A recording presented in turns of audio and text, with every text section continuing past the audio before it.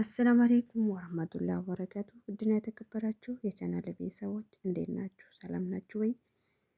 በየዓለም ዳርቻ ሰላማችሁ ብዝዝት ይበልልኝ። ዛሬም ለየት ያለ ቪዲዮ እንደተለመደው መጥቼዋለሁ። እናንተ ላይክ፣ ሼር በማድረግ ተባበሩን። አሁን የሚያስገባቸውን ቪዲዮን አዳምጠን እንመለሳለን። ብዙዎቻችሁ በዚህ ቪዲዮ ትማራላችሁ ብዬ ተስፋ አደርጋለሁ። ምክንያቱም ሳናውቀው ዝም ብለን ጉዳት እንደሌለን አስበን የምንጠቀመው በዋናነት ሀበሻ ኢትዮጵያውያኖች ብቻ የምንጠቀመው ነገር ነውና አናውቀውም። ዝም ብለን እንደሚግብ ሁሌ እንወስደዋለን። ለማንኛውም እኔ ብዙም አላብራራውም። ዶክተር ነው የሚያብራራው። እሱን ሰምተን እንመለሳለን። በዛው እናንተስ ምን ተጎድታችኋል? ምንስ ተጠቅማችኋል? የምለው ነገር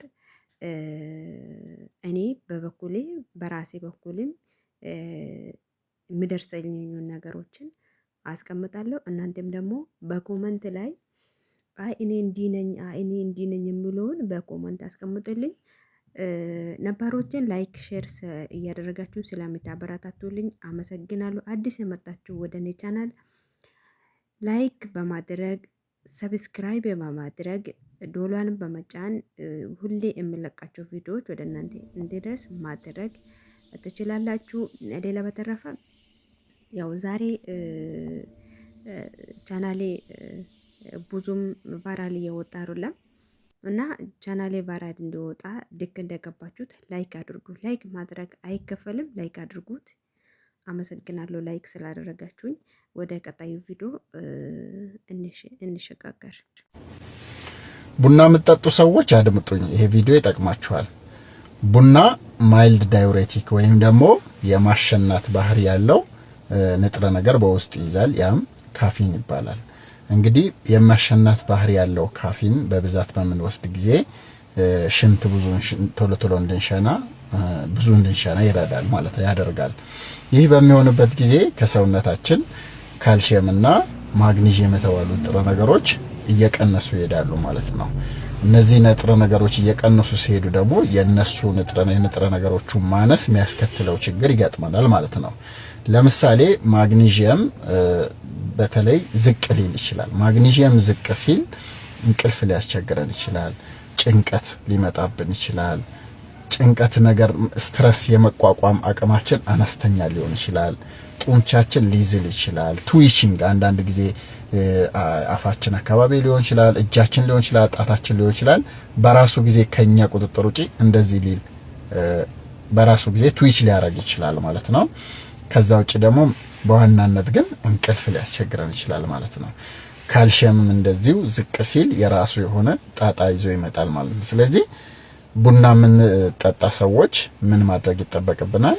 አንደኛ እነዚህን ሁለት ሚነራሎች ካልሲየምና ማግኒዥየምን በበቂ ሁኔታ ማግኘት ይጠበቅብናል። እነዚህን በሁለት መልኩ ማግኘት እንችላለን። አንደኛው ከተፈጥሯዊ ነገር ነው።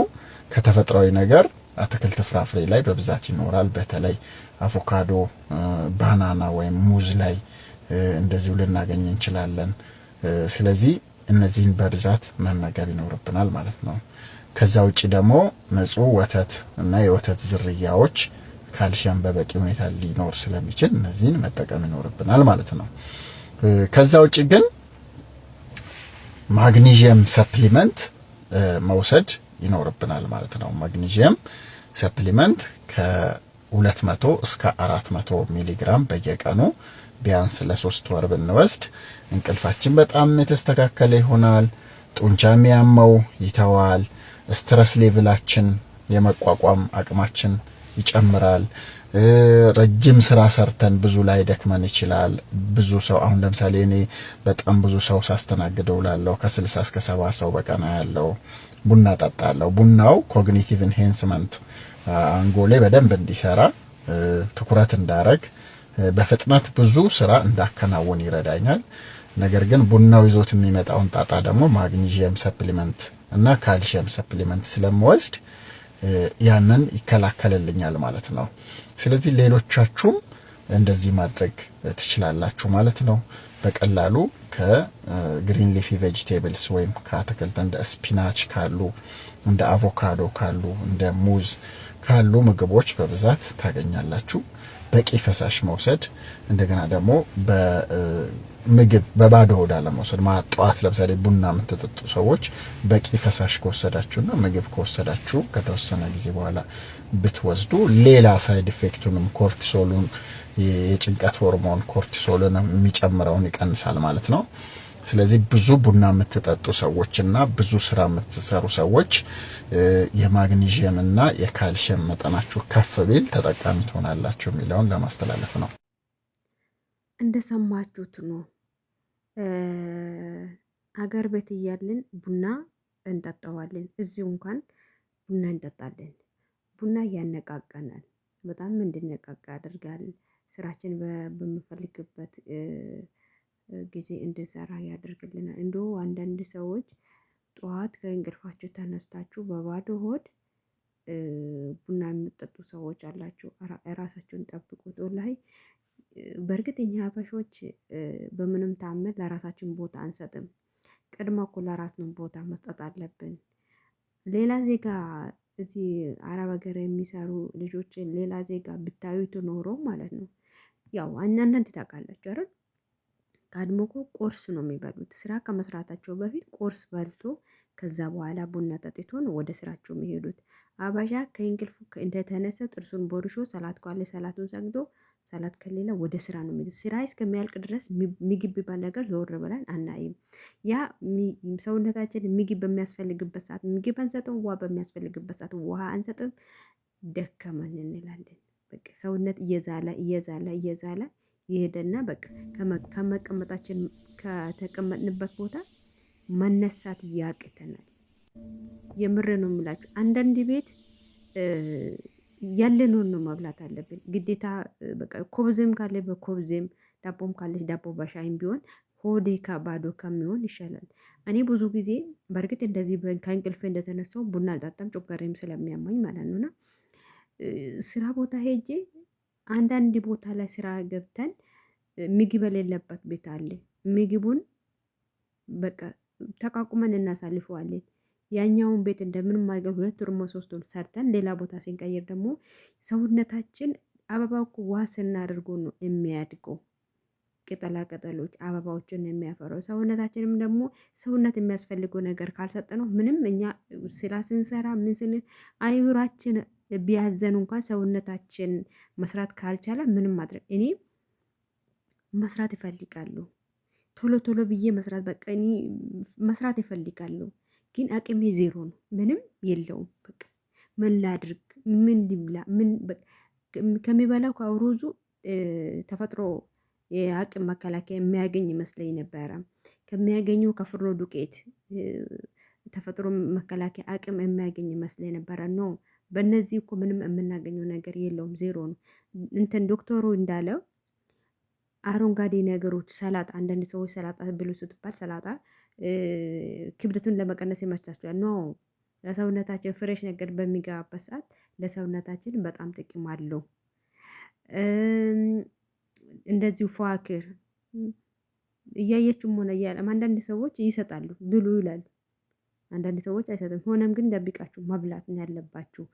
አብሶ ደግሞ ቡና ዶክተር እንዳለው ቡና በተለኛ ሴቶች የካልሲየም መጠናችን እያነሰ በሚመጣበት ሰዓት የሴት ልጅ አጥንት ቶሎ ነው የምትሰበረው።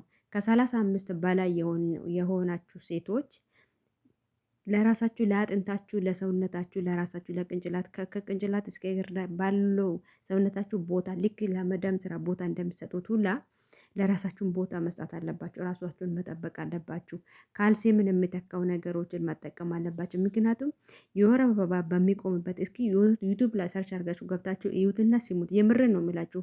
እኛ እንደተፈጠር ነው በቃ ልክ የኛ አጥንት እንደ ወንድ ልጅ አጥንት ይመስላል ነው። የኛ አጥንት ልክ እንደ አሳው አጥንት ነው ወይም እንደ ዶሮ አጥንት ነው። ቶሎ ነው ቅሽ የምትለው። ስለዚህ የኛ አጥንት የወር አበባ በሚቆምበት ሰዓት አጥንታችን ይሳሳል። በትንሽም ነገር ብንወድቅ ራሱ ካላስቶሎ ነው የምትሰበረው። ለምን? በእኛ ሴቶች እንደዚሁ አላህ ሱብሃነሁ ወተዓላ የፈጠረን ፍጡር ነን። ያላ የፈጠረን ፍጡር መቀየር አንችልም። ስለዚህ ካልሲየም የሚያስገኙ ነገሮችን በመብላት ያው አንዳንድ ሰዎች እኔ ካልሲየም የሚያስገኝ ነገር ብዙ የወተት ተዋጽኦችን ብዙም አልጠቀምበትም። ምክንያቱም እንትን ወተት ተዋጽኦች ለአንዳንድ ሰዎች ሆድ ድርቀትን ያመጣል። እኔ በቃ ጭራሽም አልጠቀምም። ከስንት አንዴ ጁብኔውን እንቁላል በሚሰራበት ሰዓት ጁብኔን ይጠቀምበታለሁ። ከዛ በተረፈ ያው ወተት ጮጋራዬንም ያሳምመኛል። አፈል የሆነ ውስጥሽ ትንሽ ሲያስፈልገኝ ትንሽዬ የስም በሻዩ ላይ ጣባ አደርጋለሁ እንጂ እኮ አልጠጣምና ካልሲየምን የሚተካ ነገሮችን ፈልገን መጠጣት ፈልገን መብላት ያስፈልገናል። እዚህ አረብ ሀገር ያለን አይቶች እዛ የሆነ ነገር እንኳን ሀገር ቤት በምንገባበት ሰዓት የሆነ ነገር እንኳን በሚሉን ይሄ ንዴትን መቆጣጠር የማንችለው ምክንያት ይሄ ማግኔዚየም በማነሱ ይሆናልና ራሳችሁን ሄዳችሁ በትንሽ ነገር ነው ተመርምራችሁ ራሳችሁን የምታውቁት። አሊያም ደግሞ ይሄን የሆነ ነገር በራሳችሁ ላይ ሲታይላችሁ አምጥታችሁ መውሰድ ያላኪም ምርመራ መውሰድ ጉዳት አለው። ሆኖም ግን አሁን ለምሳሌ እኔ ቫይታሚን ዳል ወገቤን ያመኛል፣ ራሴን ያመኛል፣ እንዲሁም ደግሞ እጄና ሁለቱም እጆቼ ላይ የሆነ በቃ እኔ ምን ብዬ ልንገራችሁ በቃ በጣም እንደ አለርጂ ሆኖ በጣም ያሳክከኝ ነበረ እና በቃ ይሄን ቫይታሚን ዳል መውሰድ ከጀመርኩኝ አልሐምዱሊላህ ረብል ዓለሚን በጣም ላውጣልኝ በጣም ማለት ነው። እና ተመርምሬ አይደለም ግን በራሴ ላይ አይቼ ዶክተርም ከሀገር ቤት የሆነ መድኃኒት የሚወስዱ መድኃኒት ነበረኝ። 4 ሰዓት ፀሐይ ላይ ተቀምጭ ተብዬው ነበረ። ግን 4 ሰዓት መዳን ቤቶኛ አይደለም 4 ሰዓት ግማሽ ሰዓት መቀመጥ አልችልበትም ጠዋት ላይ ማለት ነው። እና በዛ ምክንያት ሳልወስደው ቀረው ማለትም ጠዋት መቀመጥ አልችልበትም። ግዴታ ምንድን ማድረግ አለብኝ? ቫይታሚን ዳል መውሰድ አለብኝ። እሱን እየወሰድኩ 3 ወር ወስዳለሁ፣ 3 ወር አቆማለሁ። እንደዚህ እያደረኩ የተጠቀምኩ አልሐምዱሊላህ በጣም ለውጥ አለኝ ማለት ነው። እና ውድ ሀገሬ ልጆች ቡና ምግብ በልታችሁ የቡና ሱስ አለብኝ ወይ ቡና ሳልጠጣማስ እኔ መኖር አልችልም የምትሉ ልጅ አልሐምዱሊላህ እኔ ቡና አልጠጣም። በፊት በጣም ወፍራም ቡና ይጠጣለሁ። በጣም አያረከኝም እንደው በጫው ነው የምጠጣው። ከዛ በኋላ እያመመኝ ጮጋሬ በጣም እያመመኝ ሲመጣ እና ደግሞ የሽንት ኢንፌክሽንም አለ። እሱን ሲጨማመርብኝ ጤና ይስጥልኝ። ከበልን በላይ ደግሞ እንቅልፌን ያባርረኛል።